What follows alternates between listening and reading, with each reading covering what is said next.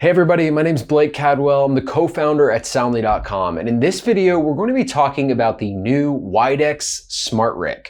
It's a brand new device with a totally different design than what we've seen on the market. It's really a hardware meets software story. I'm wiring the product right now, and as you can see, it has this sort of L-shaped design, which is very intentional. Widex essentially changed the shape of the typical hearing aid in order to point the microphones more forward and give them more control over how they manage difficult background noise situations.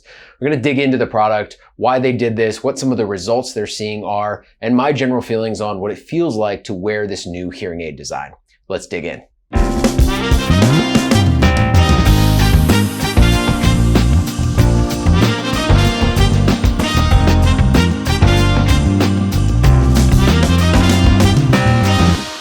All right, so here in the studio, I have the original Widex RIC format, and then I have their new SmartRIC format. You can see the charge cases have changed a little bit, and then the form factor of the hearing aids themselves has changed a little bit as well.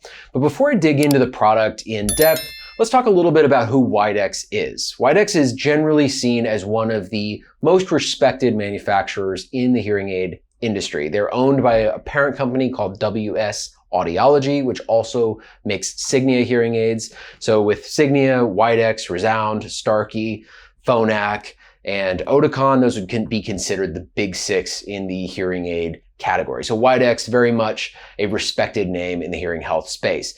Widex typically is known for their natural sound processing. So unlike other hearing aids where you might have a little bit of a delay between the outside world sound and the sound that you're getting in your ears, Widex trims that down with every new generation. Right now they're at 0.5 milliseconds between the outside sound and the sound that reaches your ears. The result is that you typically get this really natural sound experience. Musicians tend to like this product.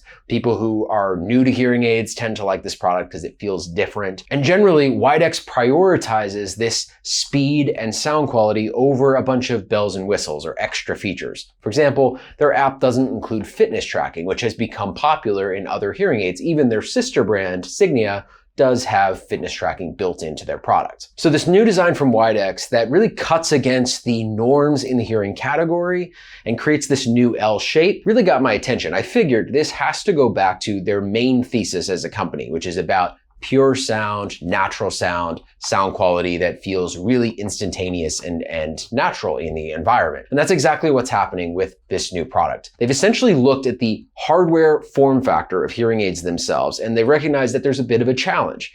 The microphones on our hearing aids that sit behind our ears are generally pointing somewhere up here. In general, they found that folks had a 37-degree kind of lift on the microphones on their devices. So instead of pointing straight ahead, which is what you'd ideally want, your hearing aids are kind of focused somewhere up here. So this is the challenge that Widex tackled with this new generation of hearing aids. They essentially wanted to change the shape of the traditional receiver and canal device and point the microphone towards the person that you're looking at, which is typically the noise that you want to hear. They were able to bring that angle from about 37 degrees down to just 12 degrees. And as a result, they were able to get 12.5% improvement in speech clarity. So they tested this essentially in a background noise environment, see how many words and phrases people are able to pick up, and they were able to get this 12% improvement on an already really good product. They were comparing it to their older generation of the Widex Moment RIC. But that's not it. While the company was redesigning their hardware, they also took an opportunity to redesign their case. This case is much more compact than what they've had in the past. It also carries 5 full charges without plugging into the wall, and in general just has a really nice quality premium feel. They also made improvements to the handling noise, basically how loud it sounds when your fingers touch your hearing aid or when your hair brushes against your hearing aid. And they were able to reduce wind noise by sometimes as much as 20 decibels in a really windy environment compared to previous generations. So they've really just done a nice job of updating the hardware package as a whole. And as a result, because they've changed the angle of these microphones, they're also getting some really quality signal that the software is able to manage. So in general, what we see is the algorithms inside of these hearing aids will change. So it's a software-led update. This is really a hardware-led update, and it's cool to see from a really mature company that already has a fantastic product. So let's zoom in for a second on the design of these hearing aids. So obviously that's one of the big stories in this new release. Now, this is the old RIC. This is the kind of flagship Widex product. It also looks a lot like the products that you would see from other leading companies. This is the typical receiver and canal format. Now, this is the new SmartRIC. You can see that L shape that comes in here. And in general, this product is just a little bit longer, but also a little bit narrower than the old receiver and canal hearing aid. In general, these are both very similarly sized. There have been some products that have been released on the market from other brands that are slimmer, but much, much longer. In this case, we didn't really find that. The length is pretty similar. It's a little bit longer because it reaches over the ear. Now, one thing I noticed is that the old RIC typically sits fully flush against my ear. It's kind of in contact with every part of the ear and it wraps around it very naturally. The new RIC, because of this L shape, it fully sits behind my ear, but in some cases it kind of moved around a little bit. It didn't feel quite as locked in. So that was one drawback to this new design. Probably worth it for a 12% improvement in speech clarity, but it's one thing that I noticed. Now, one of the big questions that I had for the Widex team is, did they change anything about their algorithm or the way they're processing sound? And what I learned is basically no. They're still operating a very similar philosophy. They're still all about this zero delay or as low delay as possible. They're all about natural sound. They're generally operating off of the same chipset.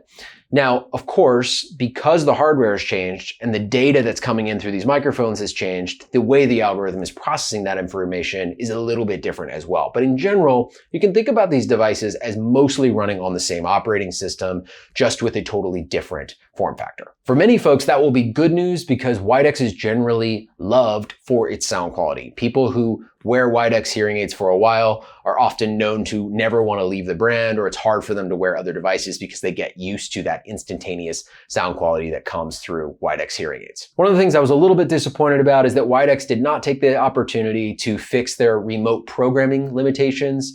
So Widex is the only hearing aid on the market today that requires a neck loop or a separate device that you need to wear while you have your hearing aids in if you want remote service from your audiologist. All the other hearing aids, you simply open up the app and your audiologist can make remote adjustments without the need for that neck loop.